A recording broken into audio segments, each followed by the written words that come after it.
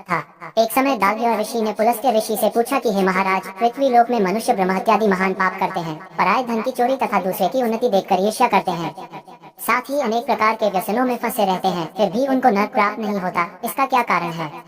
वे न जाने कौन सा दान पुण्य करते हैं जिससे उनके पाप नष्ट हो जाते हैं। यह सब कृपा पूर्वक आप कहिए।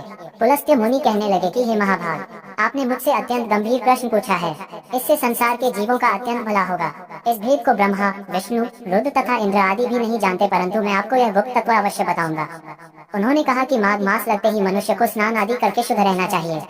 इंद्रियों को वश में कर काम, क्रोध, लोभ, मोह, अहंकार, ईर्ष्या तथा द्वेष आदि का त्याग कर भगवान का स्मरण करना चाहिए। पुष्य नक्षत्र में गोबर, कपास, तिल मिलाकर उनके कंडे बनाना चाहिए।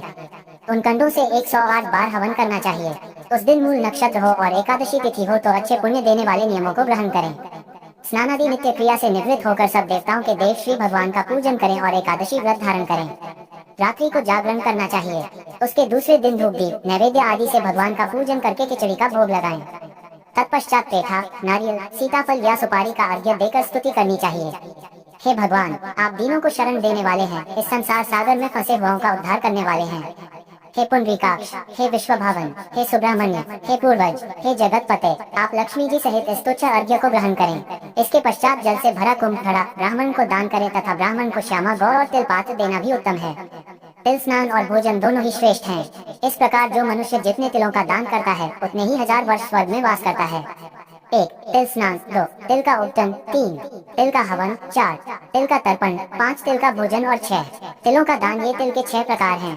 इनके प्रयोग के कारण यह शतिला एकादशी कहलाती है। इस व्रत के करने से अनेक प्रकार के पाप नष्ट हो जाते हैं। इतना कहकर पुलस्त्य ऋषि कहने लगे कि अब मैं तुमसे इस एकादशी की कथा कहता हूँ। एक समय नारद जी ने भगवान श्री विष्णु से यही प्रश्न किया था और भगवान ने जो शतिला एकादशी का महात्म्य नारद जी से कहा सो मैं तुमसे कहता हूँ। भगवान ने नारद जी से कहा कि हे नारद, मैं तुमसे सत्य घटना कहता हूँ, ध्यानपूर्वक सुनो। प्राचीन काल में मृत्युलोक में एक ब्राह्मणी रहती थी। वह सदैव व्रत किया करती थी। एक समय वह 1 मास तक व्रत करती रही। इससे उसका शरीर अत्यंत दुर्बल हो गया।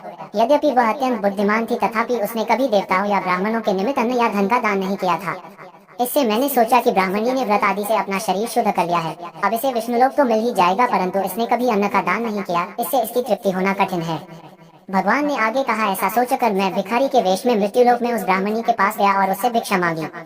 वह ब्राह्मणी बोली, महाराज किस लिए आए हो? मैंने कहा, मुझे भिक्षा चाहिए। इस पर उसने एक मिट्टी का ढेला मेरे भिक्षा पात्र में डाल दिया। मैं उसे लेकर स्वर्ग में लौट आया। कुछ समय बाद ब्राह्मणी भी शरीर त्याग कर स्वर्ग में आ गई।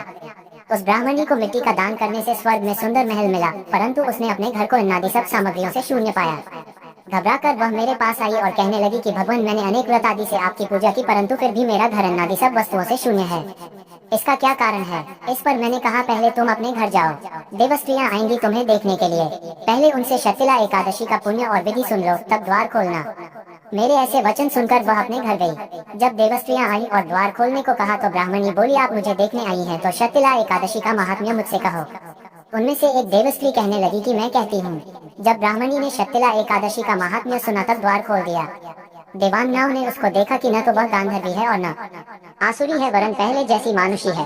उस ब्राह्मणी ने उनके कथनानुसार शतिला एकादशी का व्रत किया। इसके प्रभाव से वह सुंदर और रूपवती हो गई तथा उसका घर अन्नादि समस्त सामग्रियों से युक्त हो गया। अतः मनुष्यों को मूर्खता त्याग कर शतिला एकादशी का व्रत और लोभ न करके तिलादि का दान करना चाहिए। इससे दुर्भाग्य, दरिद्रता तथा अनेक प्रकार के कष्ट दूर होकर मोक्ष की प्राप्ति होती है। इति श्रीमाद माघ कृष्ण शतिला एकादशी व्रत कथा समाप्त। हरे राम राम राम हरे हरे, हरे कृष्ण कृष्ण कृष्ण हरे हरे। अगर आपको ये कथा प्रसंग अच्छी लगी हो तो ऐसी ही और धार्मिक कथा प्रसंग को सुनने के लिए आप हमारे improve your knowledge YouTube channel को सब्सक्राइब, लाइक और ज्यादा से ज्यादा लोगों के साथ शेयर करें। अपने विचार हमें कमेंट बॉक्स में जरूर भेजें। धन्यवाद।